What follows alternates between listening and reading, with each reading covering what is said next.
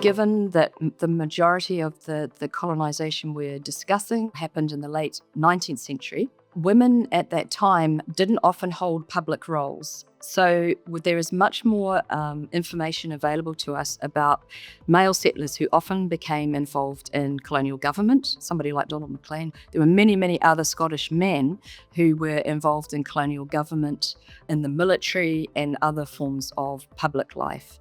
Women, on the other hand, were coming out as the spouses of men. They came out often with their families, or if they were single women, they were coming out to work often in domestic service or as school teachers and governesses.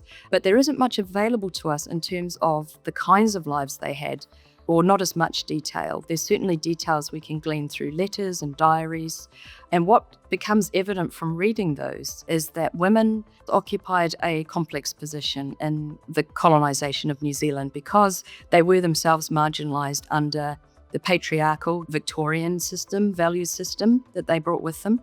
But at the same time, they did participate in the project of empire, and they often were upholding, or seemed to be upholding, the empire itself by ensuring that Scottish men would marry within white culture, that there would be settler children produced to carry on the bloodlines.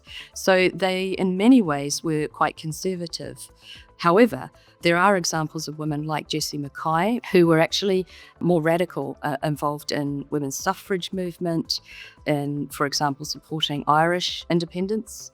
And so Jessie Mackay is one of the few women who certainly in the early 20th century, reached a prominence in public life by publishing and editing newspapers and presenting her views in those newspapers and supporting political causes.